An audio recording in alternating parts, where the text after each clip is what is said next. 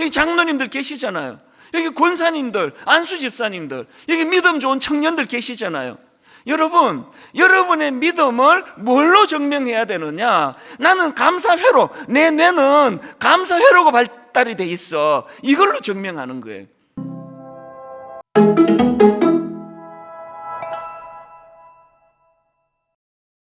요즘엔 이 뇌과학이 발달을 해서 예전에 몰랐던 새로운 지식들이 이제 많이 발표가 되는데요.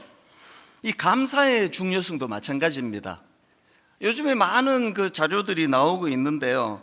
이 감사하는 마음이 우리 인간들의 삶에 얼마나 중요한 영향을 미치는지 이런 것들을 이제 의학적으로 증명해내는 그런 글들이 굉장히 많습니다.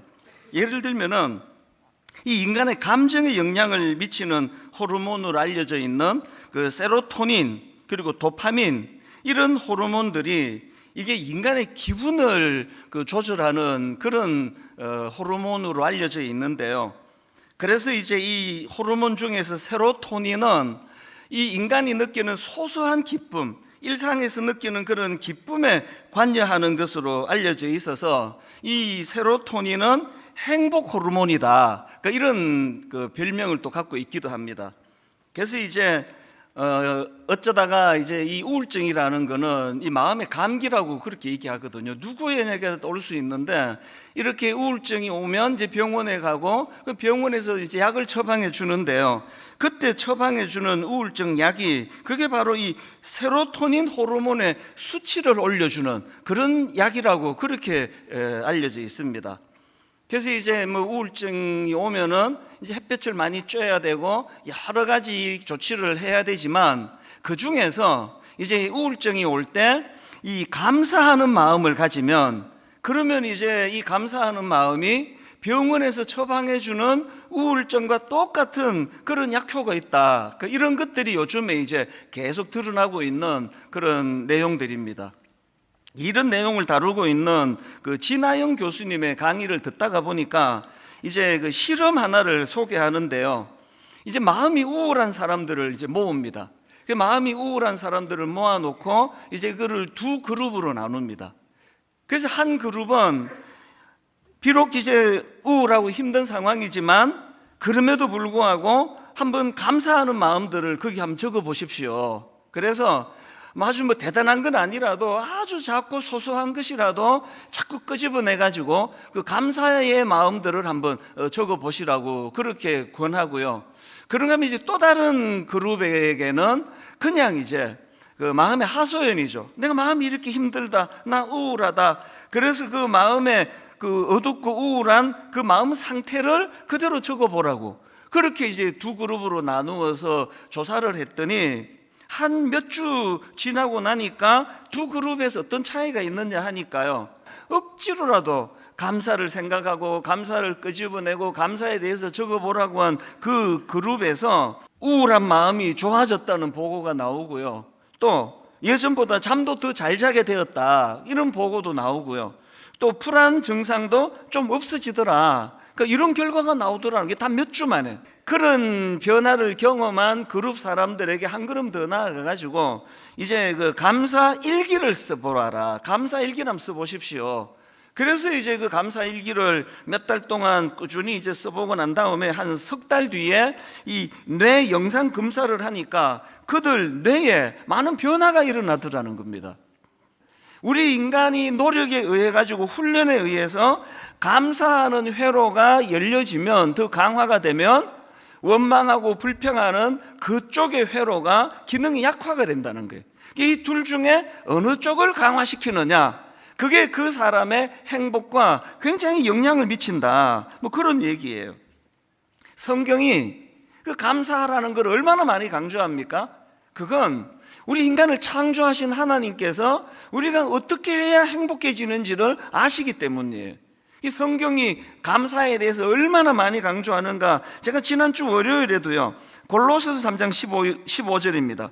그리스도의 평강이 너희 마음을 주장하게 하라. 너희는 평강을 위하여 한 몸으로 부르심을 받았나니 너희는 또한 감사하는 자가 되라. 지난 월요일이 이제 5월 첫날 아니었습니까? 5월달이 가정의 달이기도 하지만 5월은 감사의 달이에요. 오늘 어린이들을 마음껏 축복하는 어린이 주일이 열려지는가 하면 다음 주일에 이제 어버이 주일이에요. 그리고 우리 어버이뿐만 아니라 참 우리 윗 어른들에 대하여 감사하고 공경하는 그런 시간을 가질 거고요. 또 그런가 하면은 스승의 주일이 또 있지 않습니까? 이 5월 한 달은 감사의 달이에요. 제가 이제 지난 월요일 날 새벽에 일어나서 이런 부분을 생각하면서 감사와 관련된 구절들을 읽다가 발견한 게 그게 바로 이 구절이거든요. 이 구절 속에 이렇게 나오는 거, 너희는 또한 감사하는 자가 되라. 너희는 또한 감사해라, 이게 아니고요, 감사하는 자가 되라는 거예요. 뭘 이야기합니까? 뇌과학자들의 이야기를 우리가 빌려서 설명을 드리자면 그쪽의 회로가 계속 발달이 되고 그 회로가 계속 발달이 되면 나중에는요, 별거 아닌 거에도 감사가 계속 잘 흘러나오는 그런 사람이 된다는 거예요. 너희는 감사하는 자가 되라는 말씀은 감사하라가 더 발전된 개념의 말씀이라고 생각하거든요. 예수 잘 믿는 사람들은 감사하는 자로 감사의 뇌의 회로가 점점 더 많이 열려지고 발달하는 그런 성도님인 줄로 믿습니다. 그런가 하면은 디모데전서 4장 4절도 마찬가지입니다. 하나님께서 지으신 모든 것이 선함에, 그 다음 보십시오. 감사함으로 받으면 버릴 것이 없나니. 인생의 해석이라는 말씀을 계속 드리는 게 바로 이런 거거든요. 감사함으로 받으면 버릴 게 없다. 내 인생에서 나는 버릴 게 없다. 한번 우리 따라해서 한번 선포하시면 좋겠습니다. 한번 따라해 보시겠습니까? 감사함으로 받으면 버릴 것이 없나니. 여러분 인생이 이러면 얼마나 좋겠습니까? 어떤 경우라도 이 감사, 뇌의 감사 회로가 그것이 개발이 되고 발달이 돼가지고 항상 감사가 넘치는 삶. 그래서 유명한 데살로니가전서 5장 18절에 보니까 범사에 감사하라. 이것이 그리스도 예수 안에서 너희를 향하신 하나님의 뜻이니라. 여러분 기억하셔야 됩니다. 하나님은요, 우리가 범사에 감사하기를, 그래서 우리가 감사하는 사람이 되기를 원하신다는 겁니다. 왜 원하실까요? 앞에서 말씀드렸잖아요. 우리를 창조하신 분이에요. 어떻게 사는 게 우리가 행복의 길로 가는지를 너무나 잘 아시기 때문에 범사, 뭡니까? 어떤 경우라도 항상 어떤 상황에 직면해도 감사하려고 애를 쓰는 그런 사람이 되라. 하나님이 이걸 원하신다. 사실 저는 설교하는 사람이니까요, 제가 이런 말씀들을 이제 실천하려고 애를 좀 쓰는 편이에요. 지난 월요일도 그 일환으로 먼저 제가 하나님 말씀을 앞에 놓고 감사하는 자가 되려고 이제 새벽에 이런 생각을 했습니다. 이제 5월 감사의 달이 되었는데 분당 우리 교회를 개척한 이후로 저에게 감사했던 분들을 떠올리기 시작했어요. 한 분 한 분 떠올리고 또 메모하고 이러면서 얼마나 마음에 기쁨이 넘치는지 몰랐습니다. 예를 들면 딱 한 가지만 예를 들면 이런 겁니다. 송림중고등학교 우리 이사장님과 또 우리 관계자분들, 만약에 송림중고등학교에서 이 공간을 안 빌려주셨으면 오늘날 분당 우리교회는 없습니다. 70평짜리 엘리베이터도 없는 걸어서 올라가는 4층 상가를 얻었는데 그 조그마한 공간에서 어떻게 이런 성도님들을 다 모실 수 있겠냐고요. 그럼 너무 감사한 겁니다. 그리고 또 이제 개척을 하고 어느 순간에 교회가 확 성장을 해서 숫자적으로 막 엄청 늘어났는데 저는 그게 너무 감사하기도 했지만 두려웠습니다. 왜? 제가 제 그릇을 아니까요. 그랬을 때 제가 지난 월요일 날 너무나 감사했던 게 탈무드에 이런 글을 제가 읽은 적이 있거든요. 거인은요, 그 존재가 큰 게 아니래요. 그 존재가 큰 사람이 거인이 아니고 자기를 위하여 기꺼이 어깨를 빌려주는 사람을 만난 사람, 그 사람이 거인이래요. 월요일 날 이 대목이 저에게 막 너무너무 감사가 넘치게 했거든요. 저야말로 그 케이스 아닙니까? 너무나 수많은 고마운 이 초라하고 보잘것없는 평범한 저를 위하여 어깨를 빌려준 우리 수많은 교역자들, 우리 장로님들, 수많은 성도님들, 기다려주고 참아주면서 그렇게 어깨를 빌려줬기 때문에 오늘 이 자리까지 제가 쫓겨나지도 않고 오늘 되게 설교할 수 있는 거 아닙니까? 그래서 월요일날 이런 생각 저런 생각을 하다가 보니까 마음에 막 감사가 확 이렇게 밀려와서 너무너무 행복했거든요. 아니 여러분, 그 담임 목사가 양심이 있지 이런 행복을 나만 누리면 되겠습니까? 그래서 제가 결심을 한 겁니다. 이거 같이 나눠야 되겠다. 5월 한 달, 저는 뭐 가정의 달인 건 다 아실 거고요. 분당 우리 교회 차원에서 5월 한 달을 감사의 달로 선포합니다. 감사의 달이 되기를 원합니다. 이제 5월 한 달 동안 스승의 날 이런 때 참 초등학교 선생님 살아만 계시다면 찾아뵙고 식사도 대접하고, 제가 송림 중고등학교 이사장님께 주중에 전화를 드려서 제가 이제 오는 주일을 찾아뵙겠다고, 주중에 찾아뵙고 인사를 드리겠다고 좋은 과일하고 좋은 거 준비해서 가려고 그래요. 감사가 넘치는 달, 생각만으로도 좋지 않습니까? 그래서 여러분, 이 5월 한 달이 우리 내면에 진짜 감사가 넘치는 달이 되기 위해서 먼저 하셔야 되는 게요, 여러분 그 책꽂이에 꽂아두었던 감사 노트 다 꺼내세요. 먼지 툭툭 털고 안 쓰셔가지고. 그래서 여러분이 감사 노트를 다시 우리가 쓰기를 원하는데요, 제가 여기 이 책 그 감사 노트 맨 그 서론에 써놓은 글 하나를 여러분께 상기시켜 드리기 원합니다. 그 이런 글을 썼습니다. 누군가 말했다. 감사할 게 없다고요? 참기름 짜듯이 쥐어 짜보세요. 생각지도 못한 감사한 일들이 떠오를 겁니다. 여기 우리 젊은 세대는 참기름 짜는 기계가 뭔지 모르실 거예요. 옛날에 우리 동네에 참기름집이 있었는데요, 기계가 어마어마합니다. 이거를 이제 쪼으면은요, 그 무서운 쇳덩어리가 점점 이제 압박을 가해가지고 참기름을 그렇게 만들더라고요. 감사를 어떻게 하라고요? 참기름 기계로 짜듯이 짜라는 거예요. 억지로 하라는 거예요. 여기 지금 그 부부 권태기에 좀 계신 분 계시죠? 근데 쓱 보면 알아요. 벌써 앉는 자리가 좀 떨어져 앉고 절대 서로 안 쳐다보고, 그런 분들한테 그 부부에 대해 감사 노트를 써보라 그러면 바로 이렇게 항의합니다. 쓸 게 있어야 써줘. 그래서 제가 말했잖아요, 참기름 짜듯이 짜보라고. 참기름 짜듯이 짜보는 그 가운데에서 생각지도 못한 감사한 것들이 떠올려지게 될 거다, 뭐 그런 겁니다. 그리고 제가 감사 노트에 썼던 그 찰스 스펄전 목사님 글도 마음에 담으시면 좋겠는데요, 기억하실 겁니다. 별빛에 감사하는 자에게는 달빛을 주시고, 달빛에 감사하는 자에게 햇빛을 주시고, 햇빛에 감사하는 자에게 영원히 지지 않는 주님의 은혜의 빛을 주신다.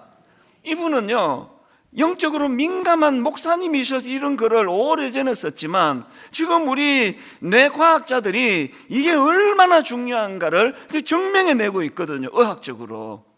작은 것에 감사, 이 시시한 거 이거 이게 감사야 다 하는데, 그분은요 더 이상 진도가 안 나가는 인생이에요.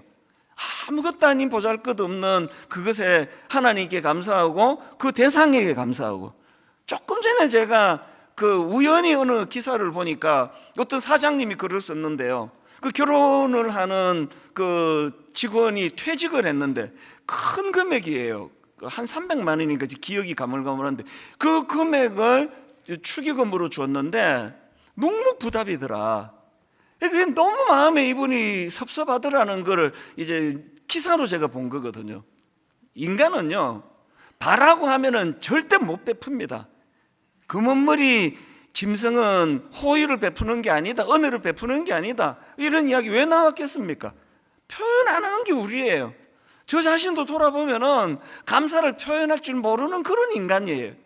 그래서 저는 하나님께서 우리에게 별빛에 감사해라, 그 흐릿한 그 별빛 아니라도 그 별빛에 감사하면 달빛을 누리게 될 것이고, 더 밝아진 달빛을 감사하면 햇빛을 누리게 될 것이다. 이게 하나님이 우리에게 원하시는 감사하는 사람의 모습이거든요. 오늘 본문을 저는 이런 맥락으로 살펴보기 원하는데, 본문에서 저는 한 가지 중요한 포인트를 나누기를 원합니다. 오늘 본문 골로새서 2장 6절 7절입니다. 그러므로 너희가 그리스도 예수를 주로 받았으니 그 안에서 행하되 그 안에 뿌리를 박으며 세움을 받아 교훈을 받은 대로 그 다음에 믿음에 굳게 서서 감사함을 넘치게 하라. 제가 발견한 게 뭔지 아십니까? 누가 감사할 수 있느냐고요? 믿음에 굳게 선 그 사람이 감사할 수 있는 거예요. 감사는요, 여러분, 감사는요, 이게 영적인 문제라는 거예요. 여러분, 여기 믿음에 굳게 섰다고 자부하는 분 계시잖아요. 여기 장로님들 계시잖아요. 여기 권사님들, 안수 집사님들, 여기 믿음 좋은 청년들 계시잖아요. 여러분, 여러분의 믿음을 뭘로 증명해야 되느냐? 나는 감사회로, 내 뇌는 감사회로가 발달이 돼 있어. 이걸로 증명하는 거예요.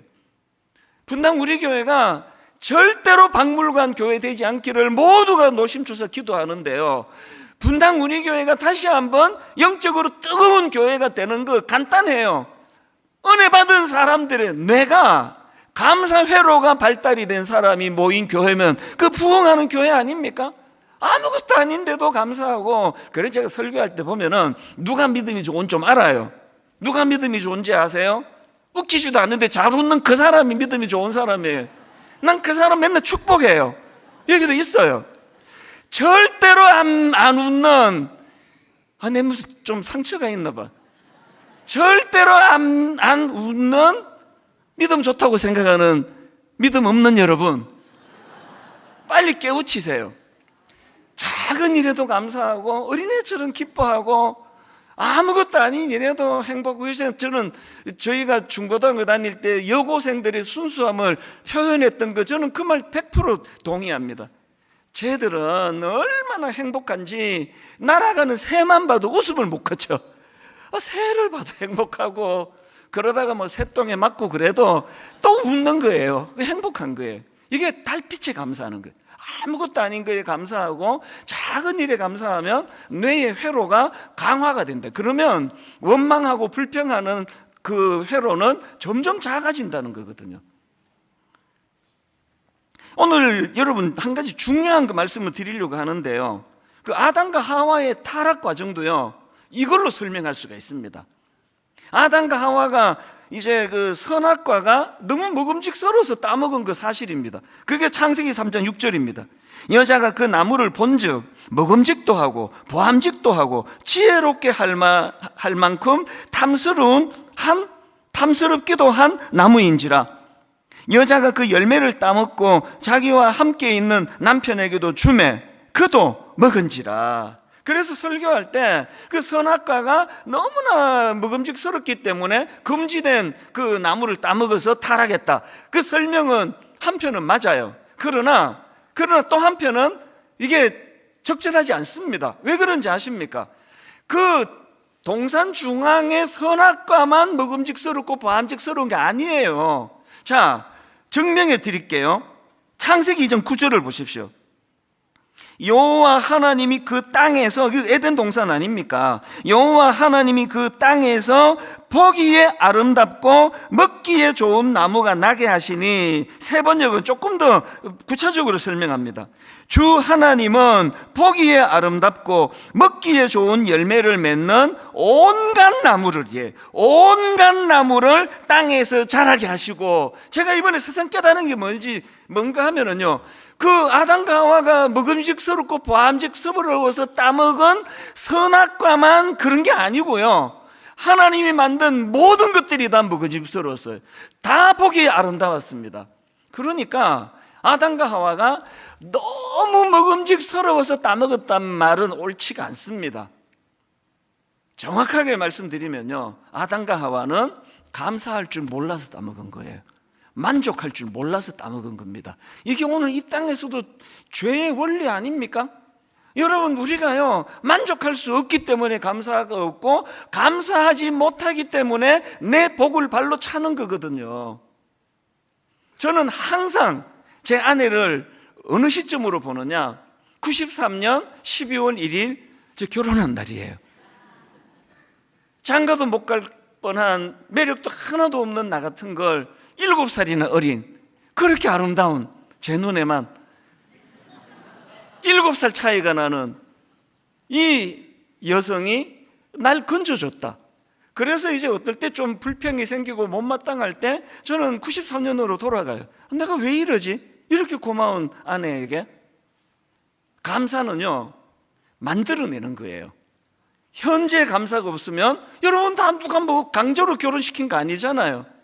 여러분이 선택할 그때에 감사했던 그때를 떠올리면서, 그래서 여러분 세르반테스라는 분이 이런 말을 했습니다. 인간이 범하는 가장 큰 죄는 감사할 줄 모르는 것이다. 인간이 범하는 가장 큰 죄는 감사할 줄 모르는 것이다. 지옥은 배은망덕한 무리들로 가득 차 있다. 이거를 제가 읽으면서 십자가 예수 그리스도의 은혜가 아니면 전 반드시 지옥 갈 수밖에 없겠구나. 은혜로 구원받는 거거든요. 여러분, 우리가 하나님 앞에서 우리 지난 세월을 돌아보면서 잣대로 세워야 될 속담이 하나 더 있습니다. 서양 속담에 이런 말이 있습니다. 행복은 감사의 문으로 들어와서 불평의 문으로 나간다. 신혼 때 다 행복했잖아요. 누가 불행했냐고, 신혼 때. 그때 감사했거든. 미숙하고 맨날 그 아침 밥상 늦게 차려가지고 서툴러가지고 회사 지각해 만들고, 우리 집 얘기 아닙니다. 어떤 경우라도 사랑스럽고 이쁘고 감사하고 그랬던 때가 있었잖아요. 그래서 행복했잖아요. 왜 없어졌습니까? 다시 읽어드릴게요. 행복은 언제나 감사의 문으로 들어와서 불평의 문으로 나간다. 여러분, 가정의 행복을 원하시면요, 불평의 문을 닫으시기 바랍니다. 불평의 문을 닫으려면 어떻게 해야 된다고요? 뇌 회로에 감사 회로를 활성화시키면 불평과 원망의 회로가 약화된다는 사실을, 뇌과학자들의 이 의학적인 연구를 우리는 수용하면 되는 겁니다. 감사할 게 없다고요? 그래서 이거 드는 거예요. 오늘부터 다시 드세요. 없으면 여러분 뭐 그냥 노트 하나 가지고 쓰시면 돼요. 쓰세요. 참기름 짜듯이, 쥐어 짜듯이 그렇게 해 나가면은 그 감사 회로가 자꾸 내 안에서 활성화된다. 그래서 여러분, 구약의 인물 다니엘을 보십시오. 다니엘의 유명한 다니엘 6장 10절 다 아시죠? 다니엘이 조수의 왕의 도장이 찍힌 것을 알고도 자기 집에 돌아가서는 윗방에 올라가 예루살렘으로 향한 창문을 열고 전에 하던 대로 하루 3번씩 무릎을 꿇고, 그 다음 보세요, 기도하며 그의 하나님께 뭐 했습니까? 감사했습니다. 지금 포로로 끌려와 있습니다. 어떻게 살아보겠다고 그렇게 지금 애를 쓰고 있는데 정적들이 지금 죽이려고 지금 혈안이 돼 있는 상황이에요. 뭐가 그렇게 감사하겠냐고요? 뭐가 그렇게 그 하루에 3번씩이나 감사할 거리가 있었겠냐고요? 다니엘은 우리 표현으로 말하면 감사 회로가 발달이 돼 있는 거예요. 하루 3번 참기름 쥐어 짜듯이 감사를 짜낸 게 그게 다니엘이에요. 그리고 하나님은 이런 인물을 그 어두운 시대에 지도자로 쓰신 거 아닙니까? 여러분 아들, 여러분 딸 잘 쓰이기를 바라신다면 어릴 때부터 감사 회로를 개발시켜 줘야 된다는 겁니다.